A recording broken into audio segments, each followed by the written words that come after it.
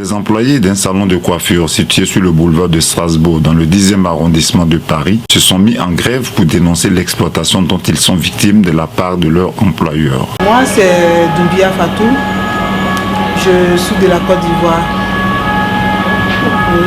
Là, on est ici en grève pour nos régularisations, pour avoir nos droits.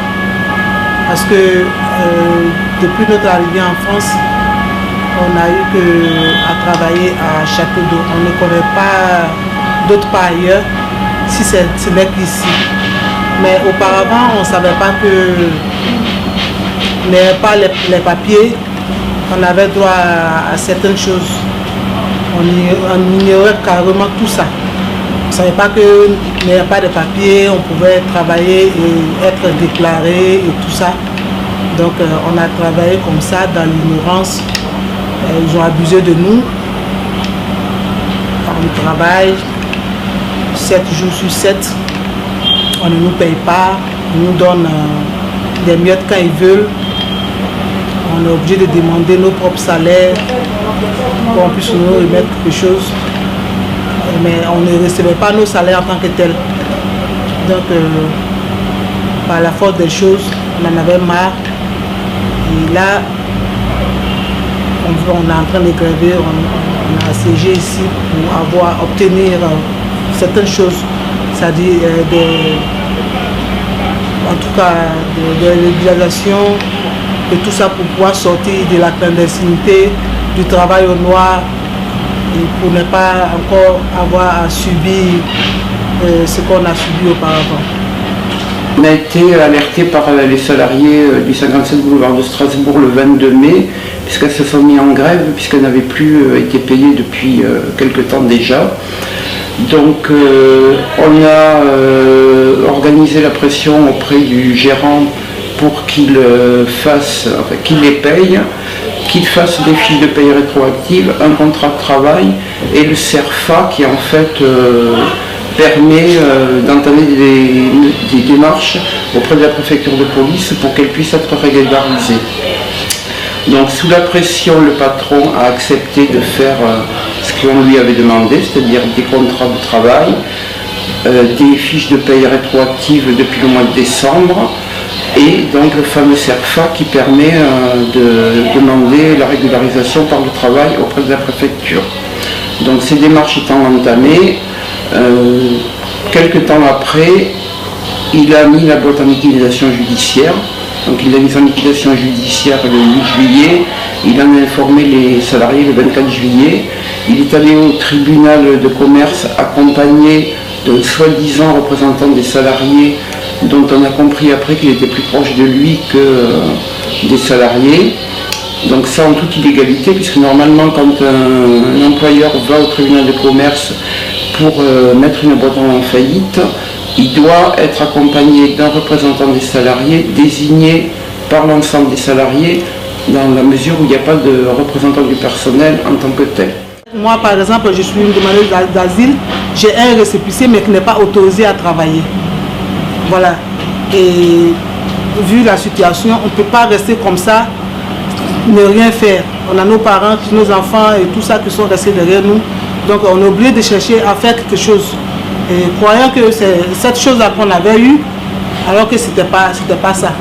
On continue à mettre la pression auprès des autorités pour obtenir que ces salariés qui se sont vraiment mis en avant ont pris des dangers. Donc c'est dans le quartier, c'est quand même très organisé. Nous, on dit que c'est une mafia et c'est pas anodin quand on dit que c'est une mafia, ça en est vraiment une.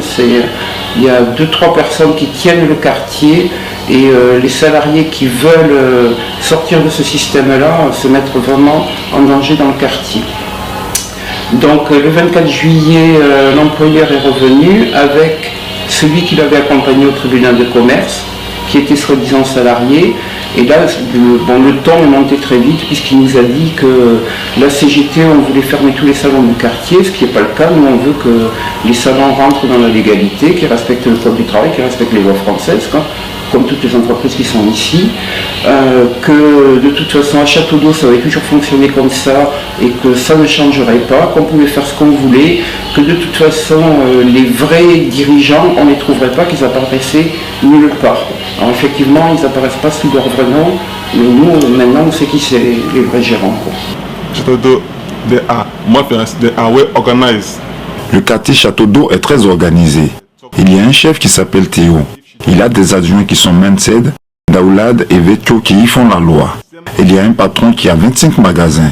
Ces chefs ne donnent jamais de contrat de travail. Ils ne payent pas les impôts.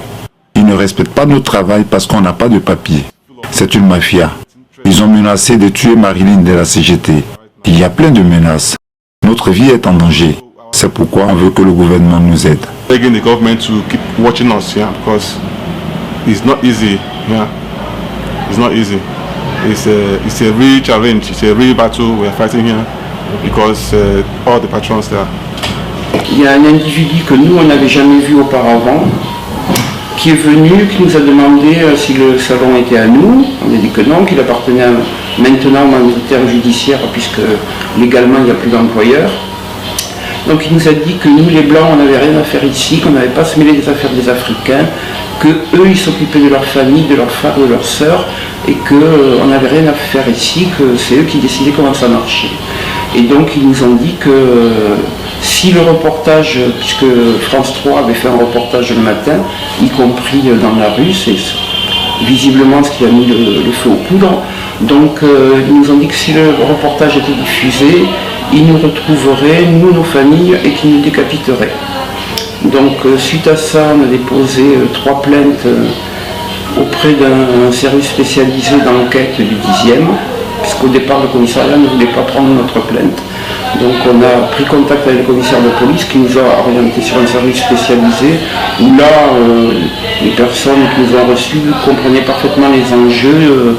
Ils nous ont dit que ça faisait 15 ans que sur le quartier, ils arrivaient à rien, que quand ils prenaient quelqu'un, ils étaient obligés de le relâcher parce qu'ils jouent sur le fait que nous on est des blancs et que c'est des noirs, que forcément si on s'attaque à eux c'est parce qu'on est raciste.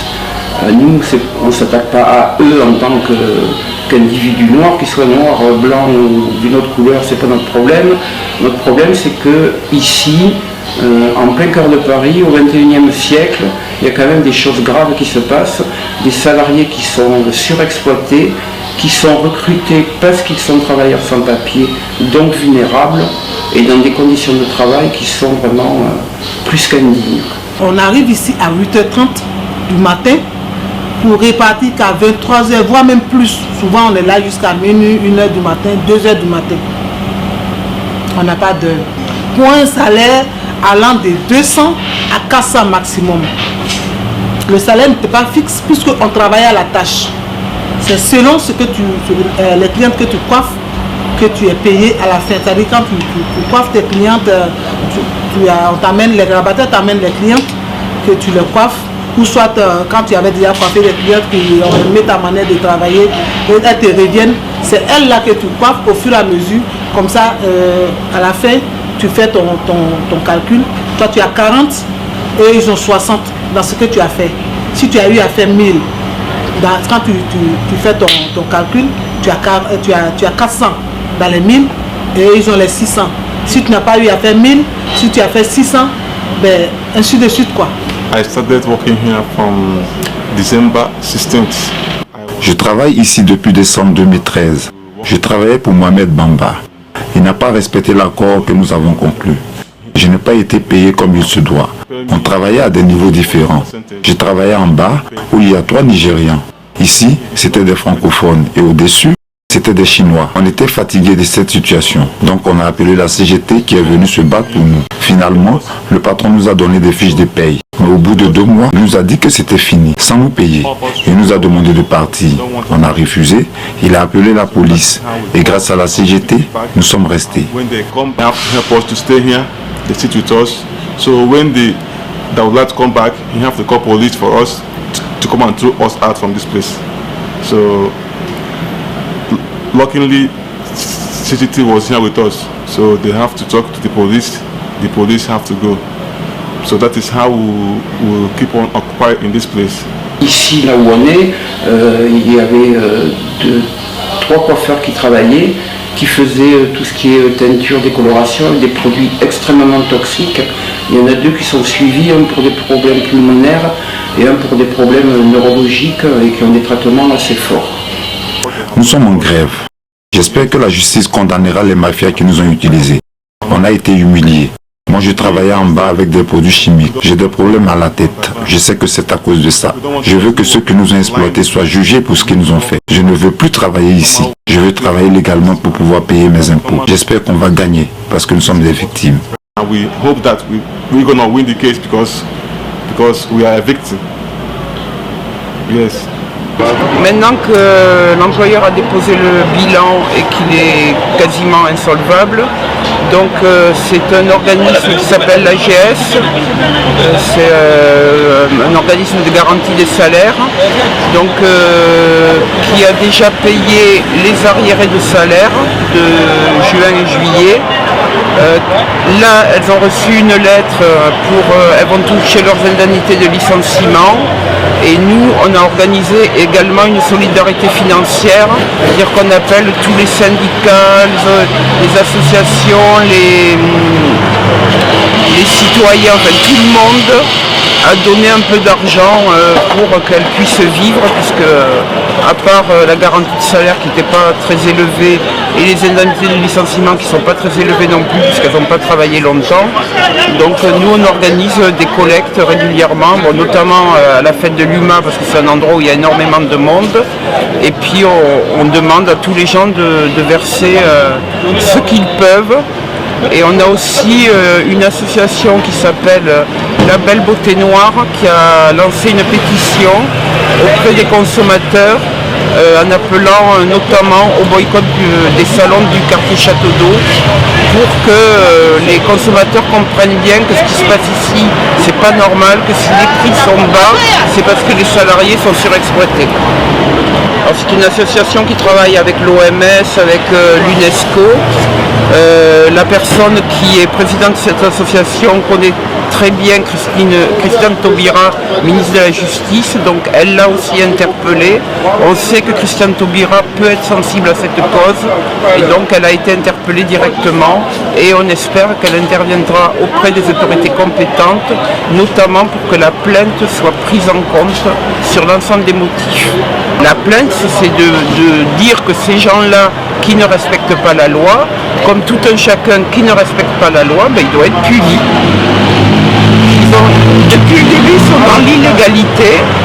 La faillite, pour nous, elle est clairement organisée. Ils ont quand même trouvé, quand on a réclamé les arriérés de salaire, en 2 jours, ils ont trouvé 26 000 € en espèces et ce n'étaient pas des billets qui sortaient de la banque. Donc quand ils veulent de l'argent, ils en trouvent. Et de l'argent dans le quartier, il y en a. Sauf que cet argent, il ne rentre ni dans les caisses de l'État, ni dans les caisses des organismes sociaux. Et nous, c'est ce qu'on veut. C'est qu'ils respectent la loi. Ils sont ici, il y a une loi. Nous, si on était en Afrique, on respecterait les lois africaines, mais nous, on leur demande qu'ils respectent la loi française, tout simplement. Et on n'a pas l'intention de fermer les salons, contrairement à ce qu'ils disent. Bien au contraire.